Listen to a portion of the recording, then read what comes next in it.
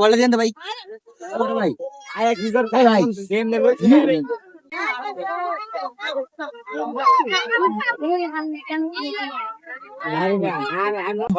বিশেষ করে মাছ ধরে ব্লুফিন, তারপর টুনা, তো সেগুলো হচ্ছে কি তারা এই ধরনের বোটগুলো ইউজ করে। এগুলো আসলে ইয়াটও না, আবার মাছ ধরার ইয়া না। মাছ ধরার ট্রলার তো আমরা চিনি, বাংলাদেশে মাছ ধরার ট্রলার কিন্তু খুব ব্যবহার হয়, জাল ফেলানোর জন্য সুবিধা হয়, খুব বড় সড়ো ডেক থাকে। আবার ইয়াট হচ্ছে খুব প্রমোদ তৈরি, খুব যেন আরামভাবে থাকা যায় এরকম থাকে।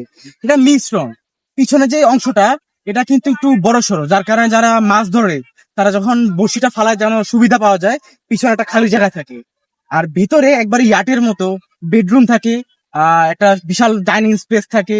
এরপর হচ্ছে একটা আমাদের যেমন থাকে হচ্ছে ড্রয়িং স্পেস। আমার কাছে যেটা মনে হলো এটা তো ওই আপনার পোস্ট কার্ডের মতন, জাস্ট পোস্ট কার্ডের মতন লাগে, যে আমাদের ওই যেমন বন সংরক্ষণ যে পোস্ট কার্ড গুলো আছে, তো ওদের ওই যে বোর্ড গুলো যেরকম থাকে সাধারণত ওইরকম আমার কাছে মনে হইতেছে। তো আপনি এটাকে কিরকম রূপ দিয়েছেন, যে এটাকে বলা হয় স্পোর্ট ফিশিং ইয়ার।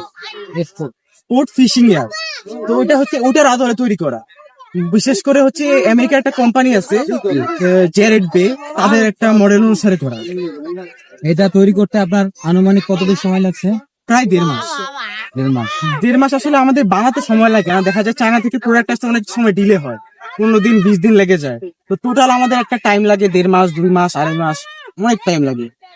এটা আপনার মাথায় আইডিয়াটা ওই আমেরিকার যে ফিশিং বোট গুলো আছে ওটা দেখে আপনার আইডিয়াটা মাথায় আসছে না? তো মোটামুটি 1.5 মাস। তো এই যে যন্ত্রপাতির দরকার, এটা কিভাবে আপনি অ্যারেঞ্জ করলেন? এটা হচ্ছে আমাদের কিছু পরিচিত লোক আছে যারা হচ্ছে চায়না থেকে বিভিন্ন ধরনের প্রোডাক্ট আনে, তো তাদের মাধ্যমে আমরা বললাম যে আমার তো এরকম জিনিস লাগবে, এইভাবে ম্যানেজ করা যায়।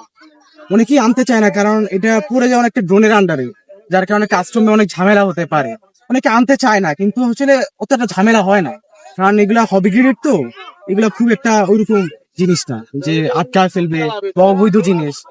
কিন্তু মানুষ এখনো ওই মনে করে যেটা একটা অবৈধ জিনিস। আপনার সাথে কথা বলছি কিন্তু আপনার পরিচয়টা জানা হয় না। আপনার আমি হচ্ছে আব্দুল আহাদ, আমাকে সবাই আব্দুল আহাদ নামে চিনে। আমি খিলগাঁওতে থাকি, খিলগাঁও বুরানি।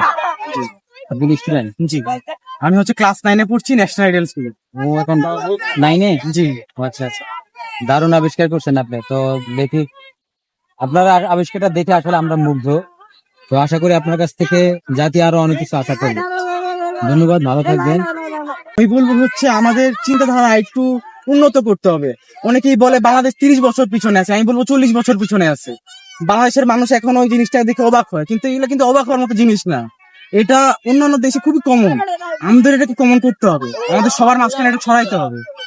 সেই জন্য হচ্ছে কি আমি এখানে আসি, যে মানুষ দেখুক, মানুষ জানুক। এটা যে অনেকের থাকে ইচ্ছা থাকে, তাদের সব মানে মেধা শক্তি কৌশলও থাকে, কিন্তু তারা জানেই না কিভাবে করতে হয়। আমাদের সমস্যা হচ্ছে আমরা জানি না, কিন্তু আমাদের করার সক্ষমতা আছে। সেজন্য আমি জানানোর জন্য চেষ্টা করে যাচ্ছি সবাইকে, যে আসলে এটা করা যায় বাংলাদেশে বসে। আর এটা তেমন কোনো আহামরি জিনিসটা যে আমরা পারবো না, আমরা সকলেই চেষ্টা করলে পারবো।